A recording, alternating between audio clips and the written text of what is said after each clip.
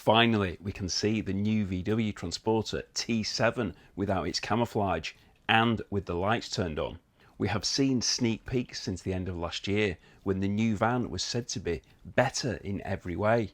I say T7, however, at no point have VW referred to this as the T7. Do correct me if they have, however, they did refer to the multivan as the T7, but more on that later. Now, this next generation van has been finally unwrapped. We can see it for the first time, what it looks like, and I've gathered some of your opinions and your comments, which I'm going to share with you now, along with having a quick look at the configurator, albeit the one in Germany, because the UK configurator is not actually live yet. First, let's have a look at what we're talking about here. So we know that this vehicle is from the Volkswagen and Ford Alliance, and it's being produced in Turkey and not produced in Germany for the first time. And yes, I do know that transporters have been produced in other countries before, but that's always been as an expansion of production, not actually moving it away from Germany. And yeah, I know actually that also the T2 was produced in Brazil after the German production had ceased.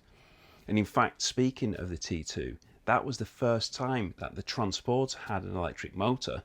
Did you know that? I know from speaking to people when I did the history of VWs, not many people did know that. An electric vehicle from over 50 years ago. Now, this new Transporter will have different options of drive, including electric, along with plug-in hybrid and diesel, and more on that in a moment when we have a look at it. The official press release has shown two different models, the first being a panel van, although that isn't just a normal panel van, and the new Caravelle, which is a little bit confusing.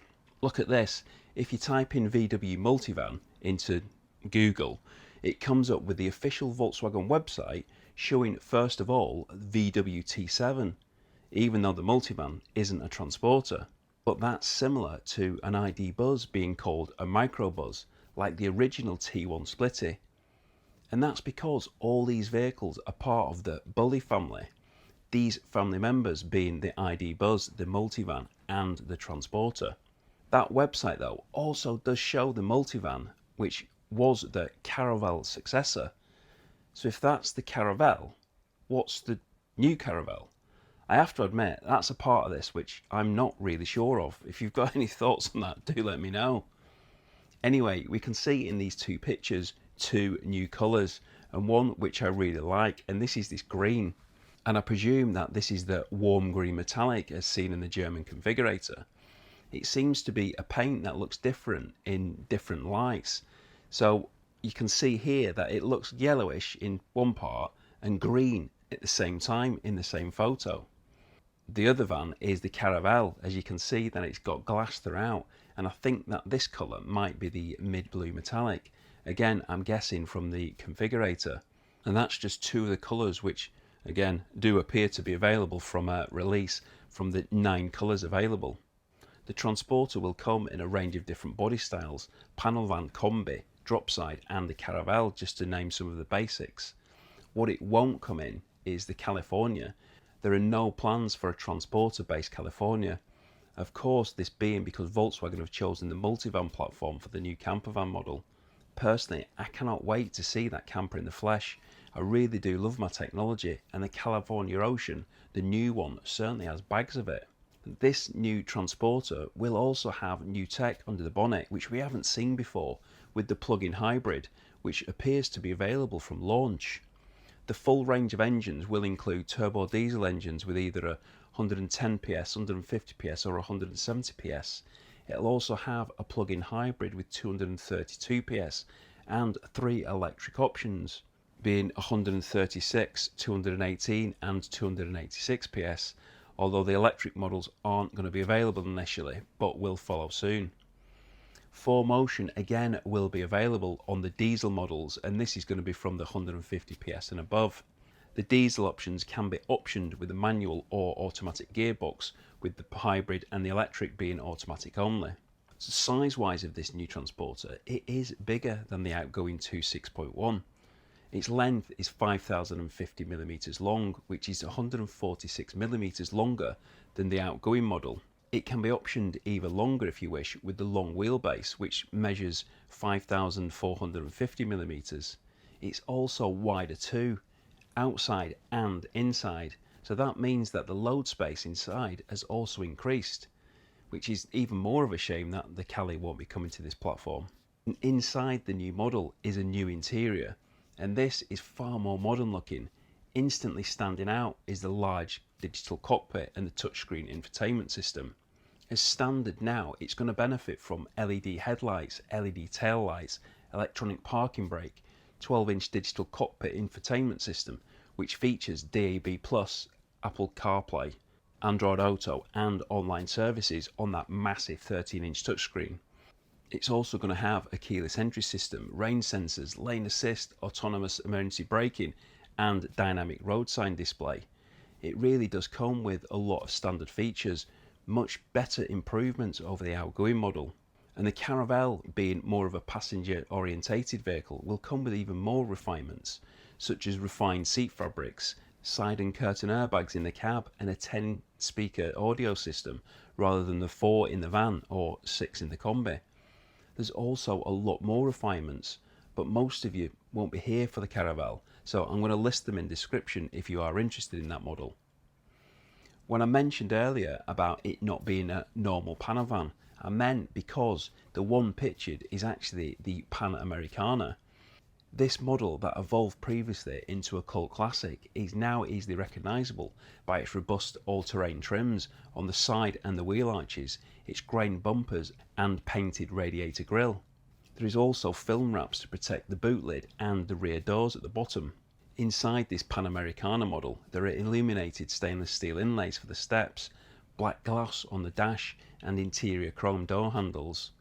The seats are going to feature exclusive seat fabrics with the PanAmericana lettering incorporated into the backrests. The Caravelle PanAmericana is equipped with 19-inch wheels as standard, which will be available as an option on the Transporter model, and both of them are going to be available to be optioned with 4Motion. All these specs I have mentioned are actually in relation to the German market models, because the UK market hasn't been released yet, so we don't really know what these specs are going to be. Before I come on to some of your comments on this new Transporter, let's quickly have a look at the configurator. And like I said, this is the German configurator because the UK configurator isn't available yet, but hopefully that's not going to be too far away. So we can see here, if we have a look at it, you've got the New California next to the VW Transporter. And clicking onto it, you can see the various different models, the box van, the panel van plus, the Transporter with L partition, the station wagon, etc.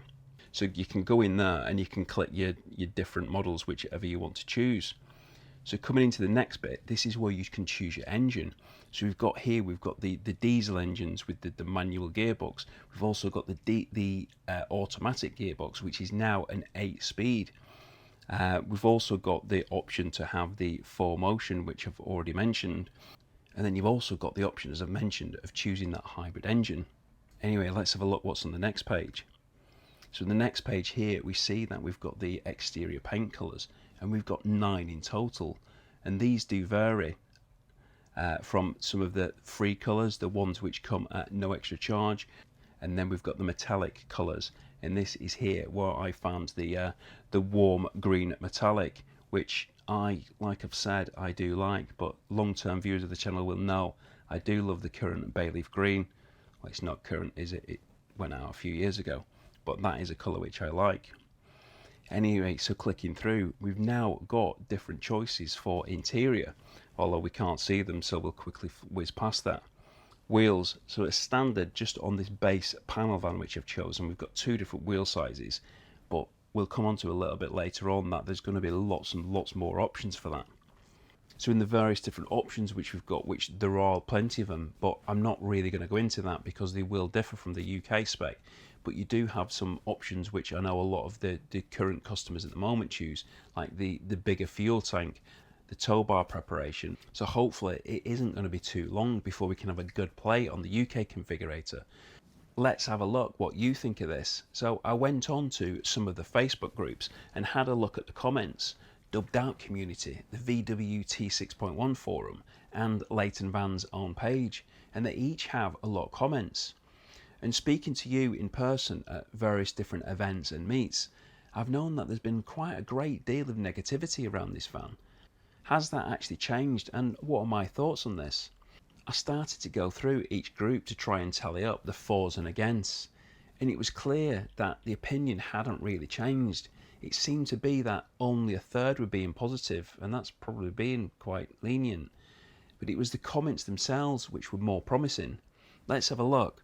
So first of these positive comments were transit with a smile. At least it has a smile, I suppose. Yeah, I'm taking that as a positive, albeit it's a small one. It is a happy van. I'd like that colour on my T4. That's someone else liking the colour like I do. It looks great. Give it a year and everybody will be loving it. I think it looks great. Then there were some more comments which were more of a neutral nature, more reserved. No, I actually prefer the look of an ID Buzz to that. Reserve final judgment until I see it in the flesh. Think I'll wait and have judgment once I see it for real. I'll make a decision once I've seen what kits LV produce, and that will totally transform its looks. There were then a lot of negative comments, and there were several of the similar ones to these. Ugly and bland. Saw one today, nearly sick in my mouth. Numerous comments of it's a Ford, and variations of Ford Transit. Looks like a Transit.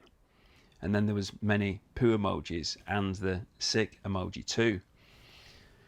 Now, one of the things I see here is a lot of these comments are referring to its looks. For one, looks are subjective, as there are a couple of positive comments on the looks as there as well. Secondly, looks can be changed if you don't like them. Leighton Vans will be producing kits, absolutely no doubt about it, along with Transporter HQ will be doing their bit as well, as we've seen them already do with the ID Buzz and the multivan. I really don't think it's going to be too long before Transporter HQ are going to be producing one, scraping the floor on air ride, if that's kind of your thing. Our personal tastes on this differ hugely, and that brings me on to why I think a lot of people I have spoken to and seen in these groups are negative towards this. At these shows, these events and festivals, one T4, T5, T6 can be totally different to the next, because that's what happens in our communities. But my tastes aren't yours, hence we have different vans. Many had the same reservations moving from the T4 to the T5, and also from the T5 to the T6 also. Another comment to show our differences. If the driving positions and setup is like the last Transit, it won't be popular. Again, a differing opinion, as many people say that the current Transit model drives better than the current VW. This comment though, not for the purists, if I am honest, but only my little opinion. I believe that is the main factor for the negativity.